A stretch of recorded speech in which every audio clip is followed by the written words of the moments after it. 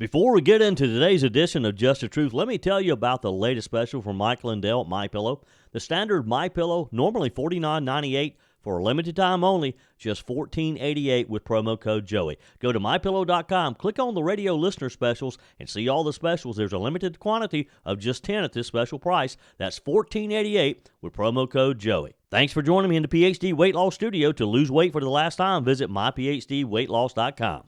In commemoration of President's Day, a top DOGE senator is seeking to claw back $400 million sitting in a slush fund set up to help presidential candidates that hasn't been used in years, we're told.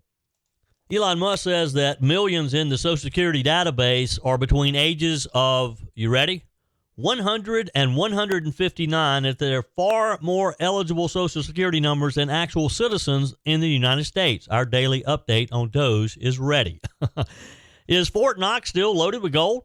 That's the question Kentucky Senator Rand Paul has been asking and has found an ally in Elon Musk and maybe finally answering the question. It appears DOGE has Fort Knox in its crosshairs now, and we might actually have an audit of just how much gold is being stored in the world's safest vault.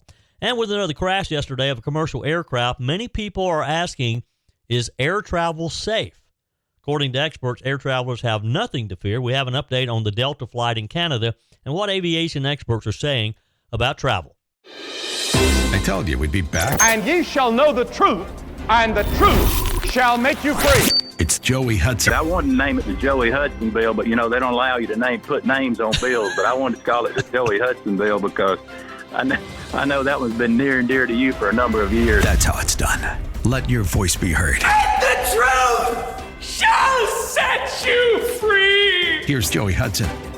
People celebrated President's Day, Washington Day, whatever you want to call yesterday in different ways. A top senator who is on the Senate DOGE committee is seeking to claw back $400 million sitting in a slush fund. It's set up to help presidential candidates that hasn't borne fruit since Y2K. Through the eliminating leftover expenses for campaigns from taxpayers, it's called the ELECT Act, Senator Joni Ernst said that she hoped to defund an account she calls welfare for politicians. This President's Day, I'm fighting for the integrity of the office because the last thing we need to spend tax dollars on is more political attack ads, she said. There's no better way to pay down $36 trillion in debt than by defunding welfare for politicians. Washington should be working to benefit all Americans instead of itself. Ernst, the chair of the DOGE caucus in the upper chamber, remarked that the fund has not been successfully utilized in decades. The last winning presidential candidate to pull the fund or to withdraw from the fund was Texas Governor George W. Bush in 2000 and then again in 2004. Since then, according to Senator Ernst, a handful of unsuccessful candidates have utilized it, including former Vice President Mike Pence and Green Party candidate Jill Stein, both in the 2024 cycle. Now, Stein, of course, is making the biggest amount of noise on this.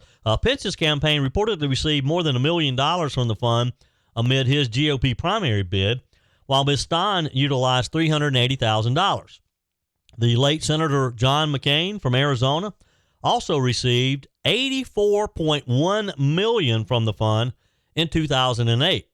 An FEC release from the time said nominees of major parties are entitled to $20 million plus a cost of living adjustment back to 1974. Defunding the account was first floated as one of the several proposals in a DOGE-centric November letter from Ernst to Elon Musk and Vivek Ramaswamy. Stein told Fox News Digital the candidates' fund was rated of $375 million, and the Democrats too have tried to moot the effectiveness of the fund by trying to put public funding out of reach of grassroots candidates. Through her H.R. 1, as for the People Act, during the Biden era, she tried to limit this.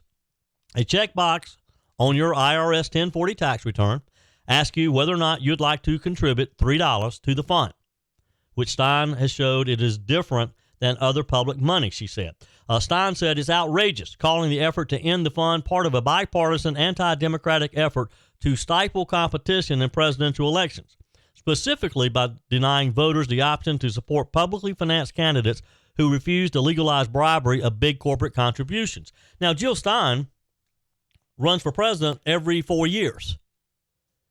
She added that a majority of voters have called for presidential candidates outside the two major parties, citing a Gallup poll survey showing that they do such a poor job of representing Americans. Well, if that's the case, Ms. Stein, why have you never won? Why has a third-party candidate not won in modern history? Stein said publicly funded campaigns are the antidote to the massive legalized corruption that puts more money in the funds or in the hands of billionaires than ever. The American people abhor the corporate buyout of our elections. She said eliminating public funding denies voters the option to support candidates who refuse to pay to play politics. Well, that may be the case. And look, I'll be the first to admit, campaigns have gotten way too expensive. It does rule out a lot of good people who would probably make good public servants. But that's how our system is. And by having this slush fund there, the only people who are going to benefit from it are perennial candidates like Ms. Stein, who evidently think she's entitled to public funds because she can't raise the millions of dollars that other candidates can raise. Again, I think campaigns are way too expensive, but again, that's our process. And I don't think our money should be used for individual political candidates. Now, in 2014, a portion of the presidential election campaign fund was redirected to pediatric cancer research through an act of Congress. Then Representative Greg Harper, a Republican from Mississippi, drafted a bill later signed by President Barack Obama that diverted such funds to an NIH research initiative. The House Majority Leader at the time, Eric Cantor, gave the measure a major leadership push after he heard the case of a young Leesburg, Virginia girl afflicted with a disease and decided to name the legislation the Gabriella Miller Kids First Research Act in her name. Maybe we need to establish another worthy organization like that and eliminate the money that's in the balance right now and never reestablish it. You know, switching gears a bit, but still talking about DOGE. We've always been suspect that the government is literally robbing us with fraud, waste, and abuse.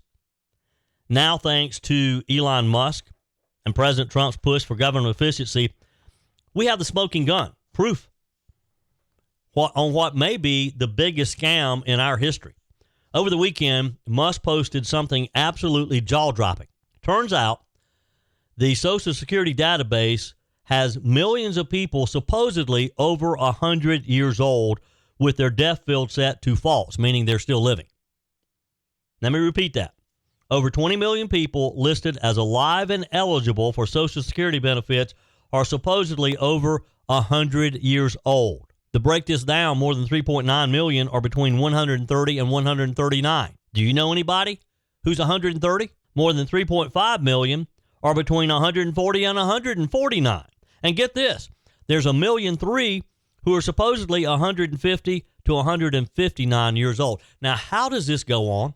How did this go undetected? Did no one in the Social Security Administration think to acknowledge that, gosh, that birth date looks like it's pretty back there. Looks like this guy's pretty old here. Is this possible? Now, folks, either we have cracked the code to immortality, or we've just uncovered a multi-trillion-dollar scam where dead people, or maybe people who've never even existed, are collecting Social Security. Now, the left is going to immediately start talking about how President Trump's going to cut Social Security. This is their defense against this. Has nothing to do with cutting Social Security. It has to do with making sure that every dollar that goes into the Social Security fund is spent wisely so that Social Security is there for you and for me. And Musk isn't going to stop here.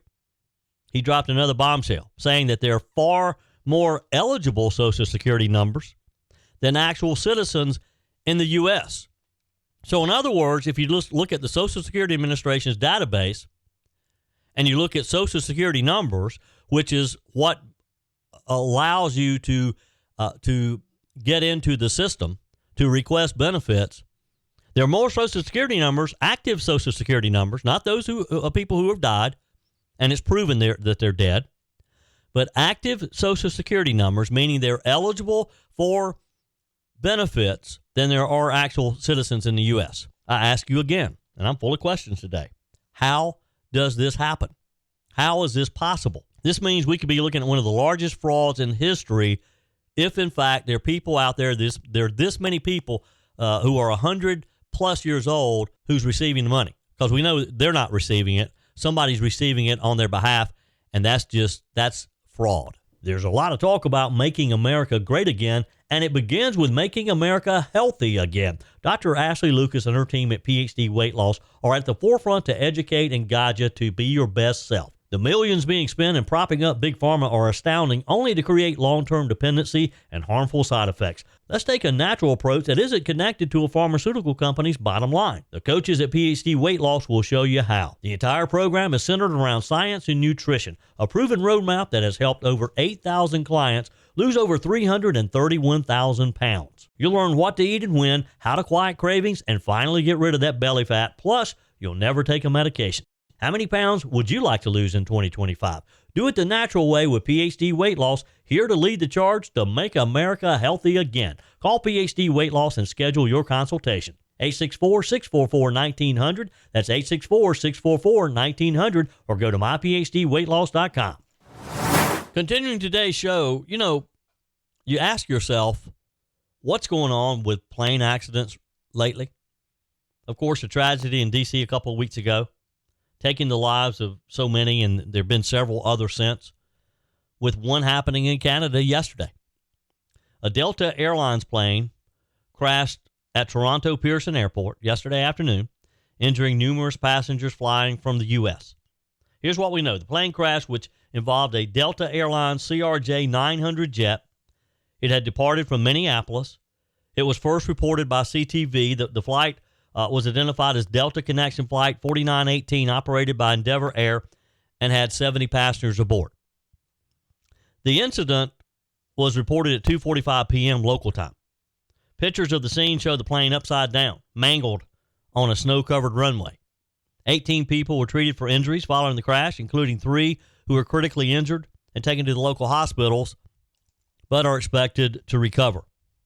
2 patients were taken by air ambulance to 2 different trauma centers, Sunnybrook Health Science Center, St. Michael's Hospital in Toronto.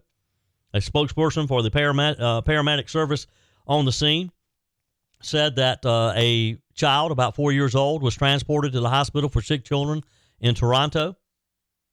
Peel Regional Paramedic Services Superintendent Lawrence Sadin told Fox News those 3 were critical, non-life-threatening injuries. The remaining ones are all walking wounded with cuts and scrapes, nothing serious at all. Now, if you saw the images of this airplane, it makes you wonder how. The plane was upside down. The fuselage looked to be burned, charcoal. So there evidently was a fire. Toronto Pearson Airport operations paused shortly following the crash. Departures and arrivals resumed around 5 p.m. So they got this cleared out pretty quickly. The Federal Aviation Administration released a statement yesterday afternoon stating that the crash took place while the aircraft was landing. All passengers and crew were immediately evacuated. The FAA noted the Transportation Safety Board of Canada will be in charge of the investigation and will provide any updates. Toronto Pearson confirmed the crash by posting on X, said that all the plane's passengers and crew are accounted for. Air traffic control sounds from the incident indicate that the winds at the airport at the time were roughly 20 to 30 miles per hour, with gusts nearly 40 miles per hour. Those are some heavy winds to be landing in. Very well could have been wind shear that just suddenly flipped the plane on its back. A helicopter pilot who witnessed the crash said that the plane was upside down and burning. U.S. Transportation Secretary Sean Duffy said in a social media post that he was aware of the incident and was monitoring it. He said, FAA investigators are en route to Toronto. I've been in touch with my counterpart in Canada to offer assistance and to help with the investigation. Now, yesterday's crash comes amid a very turbulent season for air travel.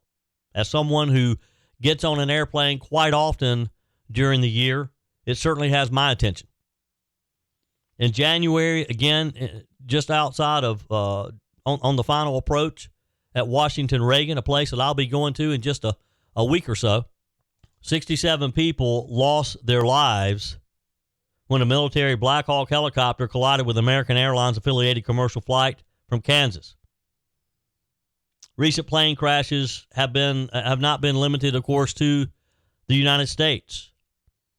A crash involving a Jeju air flight in South Korea killed 179 people when the aircraft crashed into an airport's concrete barrier, burst into flames. An Azerbaijan airline plane crashed into Kazakhstan on Christmas, killing 38 people, injuring 29. So you get my point here.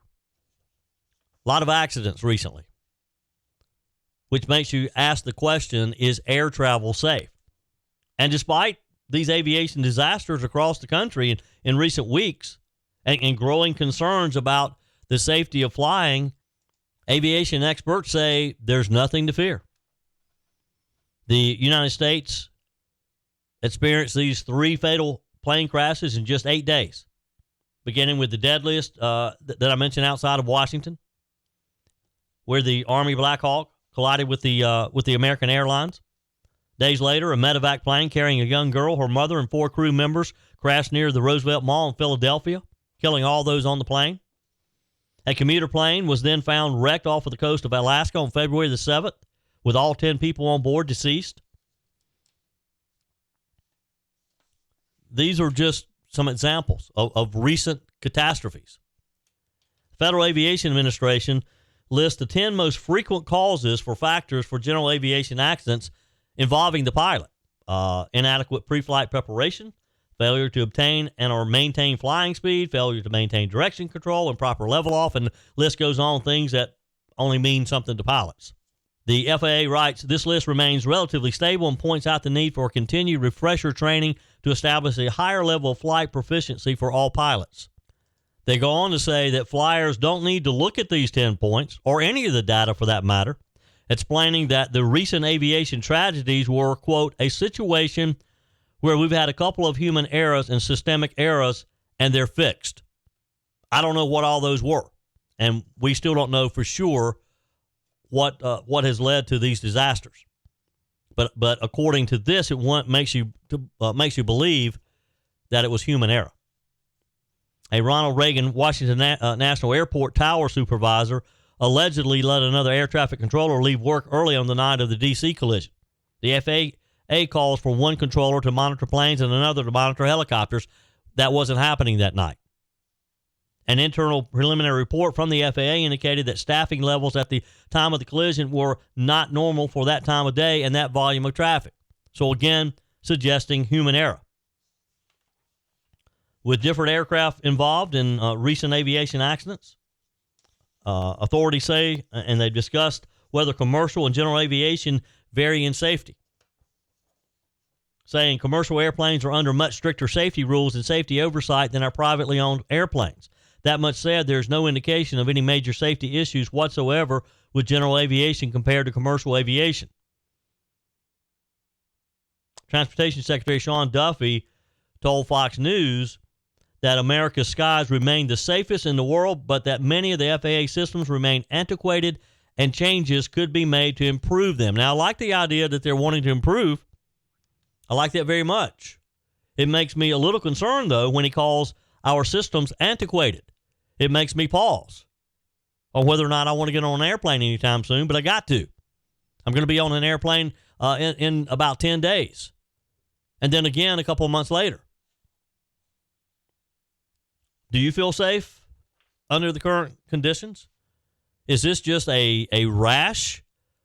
Or is there something going on here that we just don't see? Whatever it is, I hope aviation officials really take this seriously and they make sure that things like the D.C. crash doesn't happen again.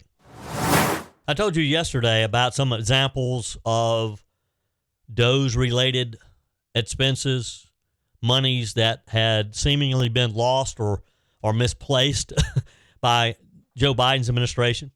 One of the examples I gave you was HUD Secretary Scott Turner saying that they had found $1.9 billion in HUD money that had been sitting around that had been lost in the bureaucratic abyss until he and his team went in and started looking around, looking under the hood, so to speak. We're hearing just all types of stories like this, as if nobody has cared about how our money has been spent. Thanks to President Trump's leadership, Elon Musk is DOGE team, Money is being recovered, is being redirected. And we're just a month in. It doesn't stop with HUD either. I mean, there's not a federal agency that is immune from this. The federal government, we've all suspected it, but it's proven now that the federal government, they haven't cared about our money, how our money was spent. And when you start reading of some of the examples, and Elon Musk or the DOGE account on X posted their latest list the other day.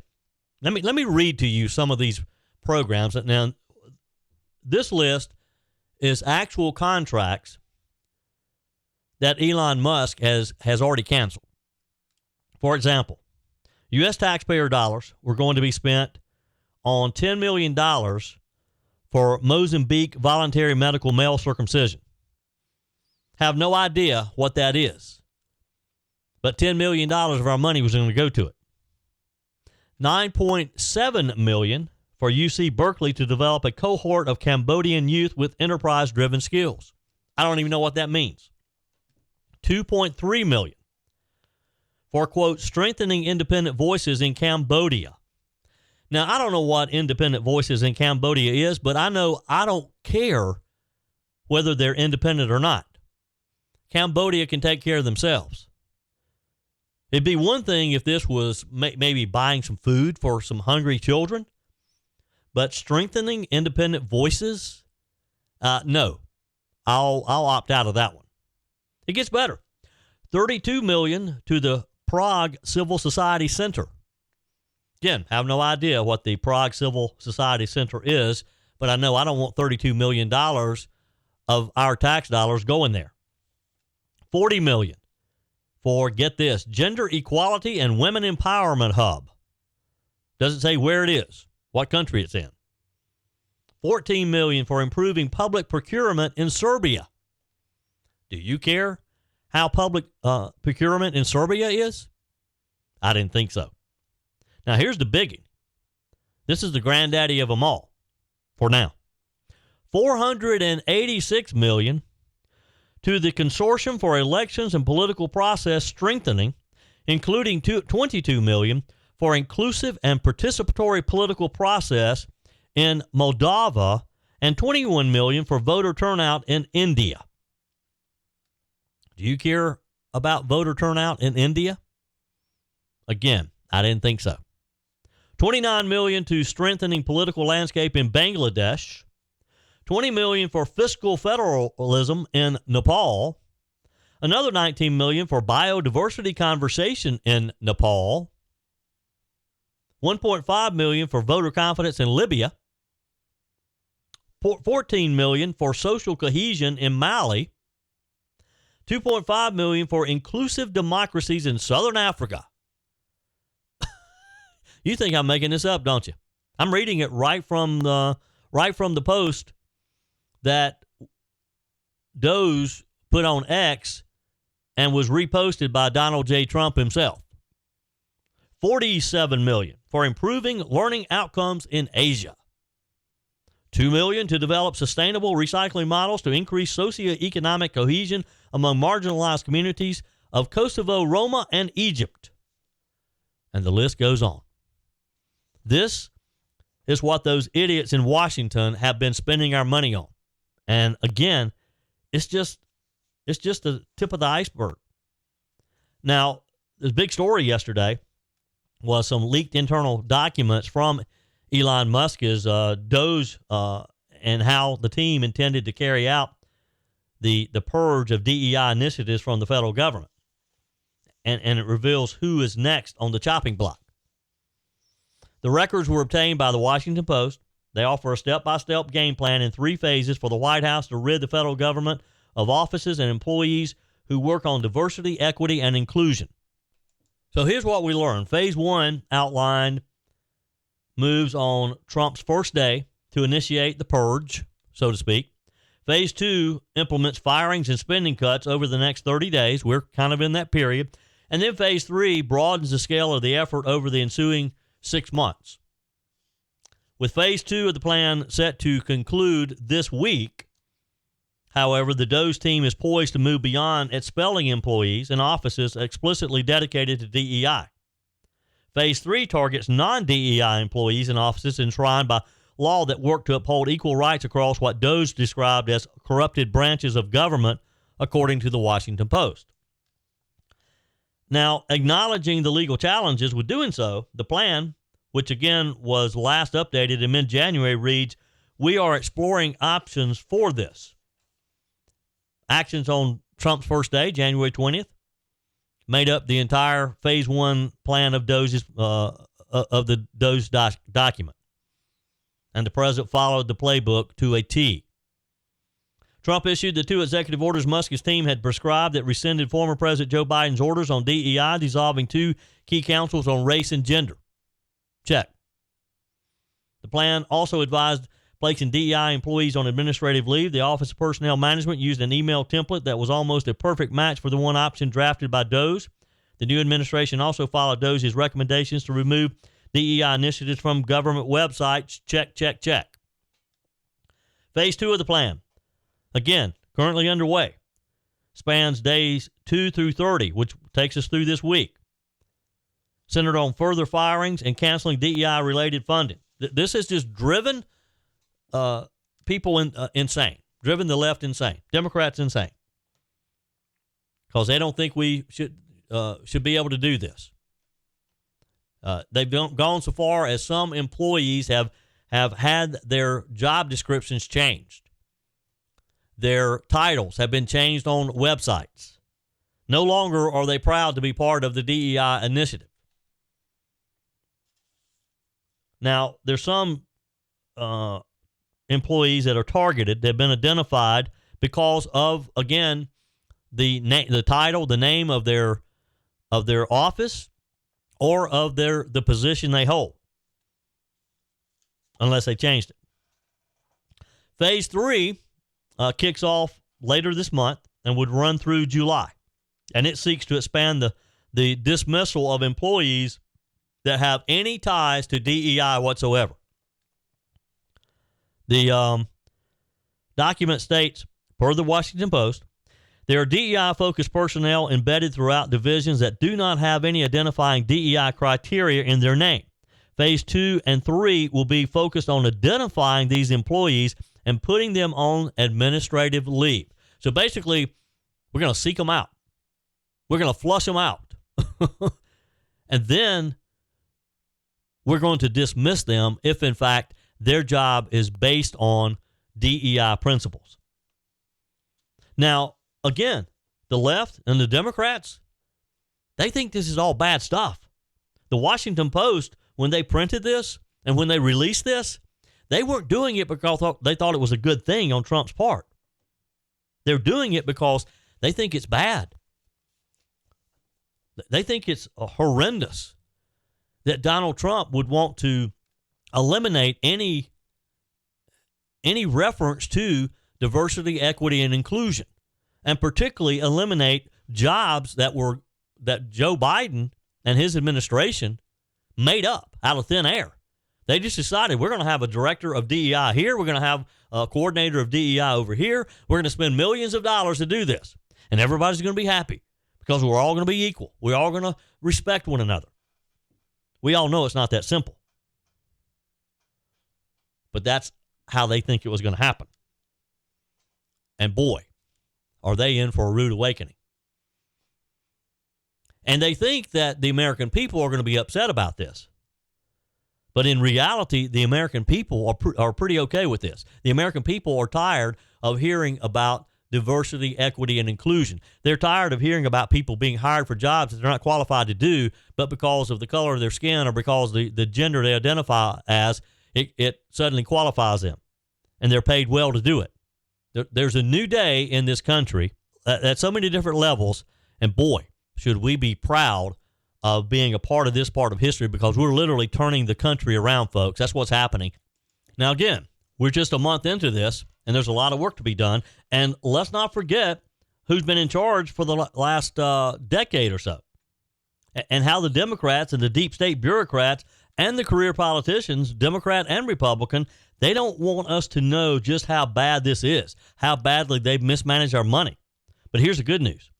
Trump and Musk are on it. That's exactly why President Trump tapped Elon Musk to run the Department of Government Efficiency, to dig into the fraud, to clean house, and to finally hold the bureaucrats accountable. And we're going to be a big part of it. We're going to hold their feet to the fire, and we're just getting started. I mean, the Treasury Department just recouping $31 million in improper government payments that were sent to dead people.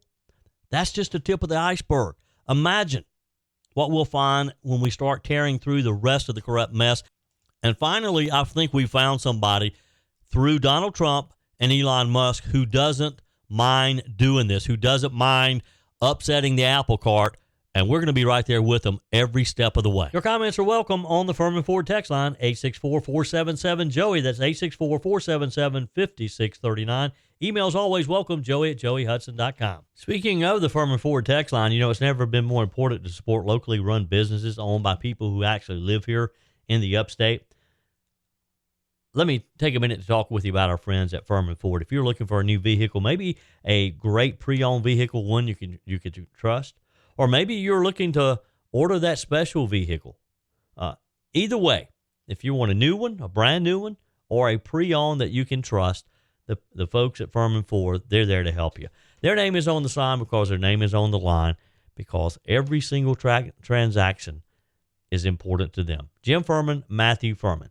They do business the right way. When you stop by, when you give them a call, or maybe when you just send them a quick email, you're always going to have access to a member of the Furman Ford family. And by the way, they also offer great service, and you're not going to have to wait weeks and weeks to get it done. And you do not have had to purchase your vehicle at Furman Ford. Doesn't even have to be a Ford. They service all makes and models. Visit my friends at Furman Ford online at furmanford.com, furmanford.com. On the text line, we had a huge response to the story yesterday about the South Carolina parks who's offering free charging stations for your electric vehicles. Judy on the MyPillow text line had this to say about that. Good morning. We listen to you every day and enjoy your wake-up call.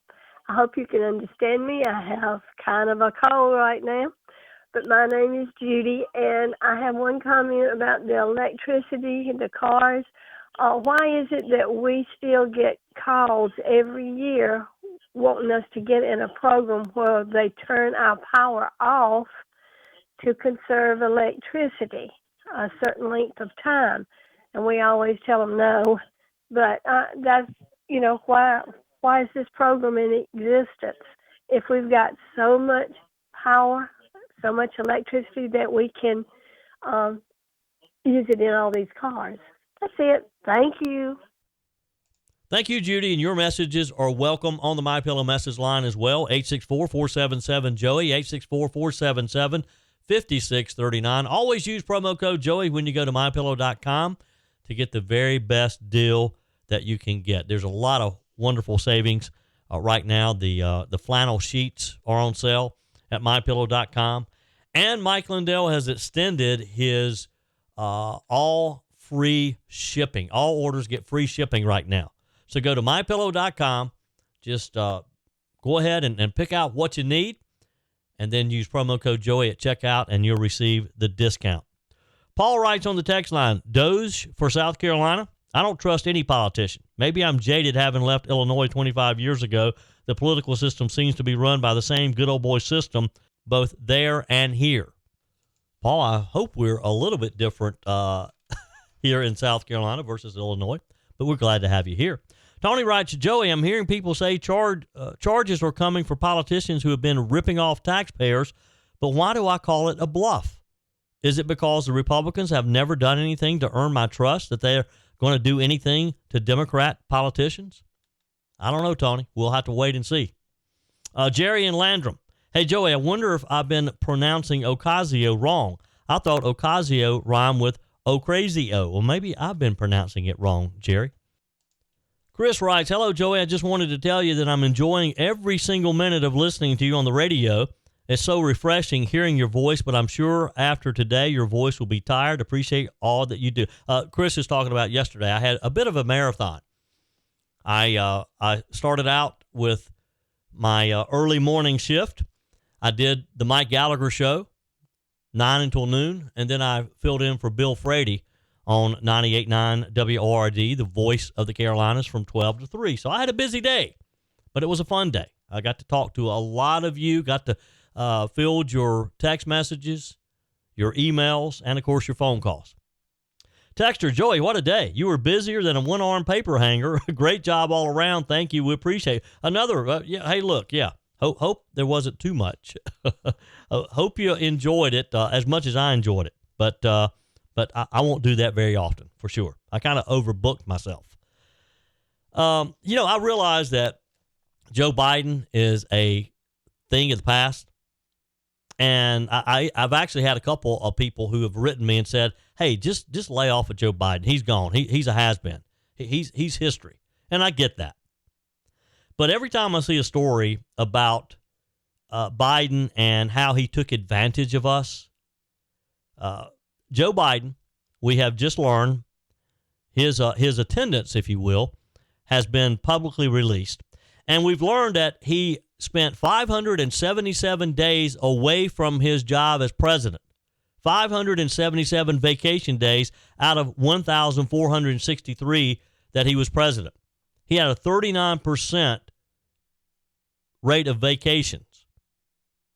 That's about the worst in recent history. Ronald Reagan, Barack Obama, in comparison, vacationed just 11% of their two-term presidents. George W. Bush was close. He was at 35%. Jimmy Carter, though, had them all beat. He was a workaholic compared to the others. Carter took only 79 days out of the 4 years he was in office, which is equates to 5% of his single term. Wow. It just makes me angry all over again thinking about Joe Biden sleeping on the beach when he should be tending to the business of the nation. All right, let's end on a positive story here. We talk a lot about what's wrong with America, corrupt politicians, government waste, the left's obsession with control. Let's take a moment here and talk about what's right with America, and that's hardworking, patriotic Americans like Joclita Wilson. Joclita is a 100-year-old dynamo who's still working, still living independently, still living life on her terms. Here's the story. This incredible woman works 2 mornings a week at Home Depot in Louisville, Kentucky. And get this, she's the oldest employee in the entire country for the company. She loves it. She chooses to work because she says she wants to stay active, she wants to stay social, and keep her mind sharp. Imagine that. Meanwhile, we've got 25-year-olds whining that work is too stressful. We have federal employees who are refusing to go back to the office. They'd rather just retire. Maybe they should take a lesson from Joclita. Here's what I love. This woman has retired 3 times, and she keeps going back to work because she says she gets bored. I mean, folks, what a testament to the American spirit. This is the kind of grit, resilience, work ethic that built this country. And we should embrace this. Now, Joclita isn't just working. She's living. She still drives. She lives independently. She cooks for herself. She even dances 1 time a week. Oh, yeah. And she's a former professional dancer. So she owned a dance academy for 37 years. And she loves to bust a move, as she says, with her Alexa speaker. She plays music. She paints. She says she even is learning piano at 100 years old. And here's the kicker. This woman is a 3-time cancer survivor. She's beaten breast cancer, emphysema, and she keeps on going. How? By taking care of herself, staying positive, and not sweating the small stuff, she says. She even cut out sugar from her after her diagnosis. But hey, she still treats herself to a slice of chocolate cake every now and then, she says. It's what she calls balance. We could all learn from this. When you ask her the secret to living a long and fulfilling life, she says it's not about diet or exercise.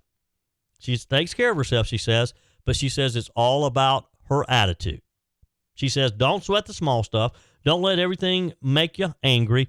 Anger takes a lot of good out of your life, she says, so it's much easier to think positive than to think negative. And that's something that we all could take to heart. That's something I certainly could. because as I think about Joe Biden being on vacation 577 days, that makes me angry. But I gotta listen to Joe Cleta. We're going to start living like Joe Cleta. And let me tell you, we need more Joe Cleta Wilsons in this country. This is the real American spirit. The left wants you to believe that hard work is a bad thing, that aging means slowing down, that life is all about victimhood. Joe Cleta Wilson is proof that you can stay sharp, that you can stay strong, that you can keep living life to the fullest if you choose to do so, if you choose to have that positive attitude that she talks about. What do you think? Can we all take a moment today and think about Joe Cleta at 100 years old being the oldest employee at Home Depot? And maybe, just maybe, think about adopting some of her strategy here. And maybe when we get irritated, annoyed at what the left is doing, we just think about our attitude. We think about staying positive. We think about the fact that, hey, Donald Trump's president. Things have changed. We have hope. So to Joe Cleta Wilson, I salute you. Keep dancing, keep working, keep inspiring Americans to be their best. That's it for today's edition of Just the Truth. Thanks for joining me in the PhD Weight Loss Studios. To lose weight for the last time, visit myphdweightloss.com. If you haven't joined my mailing list yet, visit my website, joeyhudson.com. Click on the Connect with Joey button so that you can receive our emails and the most up-to-date news. Also, join me on my YouTube channel. Be sure and like, comment, and subscribe. Just search for Joey Hudson. As always, thanks for spending a few minutes of your day with me. Do me a favor and forward this episode to a few friends. Just click on the share button and send to your contacts. We need to build an army of conservatives to win our country back, and we can do that by continuing to share the truth with our friends and family. Keep those comments coming via the Furman Ford text line 864-477-JOEY. Email to joey@joeyhudson.com, and I love your messages on the MyPillow message line. Again, that's 864-477-JOEY, 864-477-5639. Be sure and take advantage of the MyPillow special, just $14.88 on the standard MyPillows when you use promo code Joey. Order online at mypillow.com or call 800-893-4053. We're back again tomorrow and hope you'll plan to join us. Until then, remember, God's got this. He's still in control.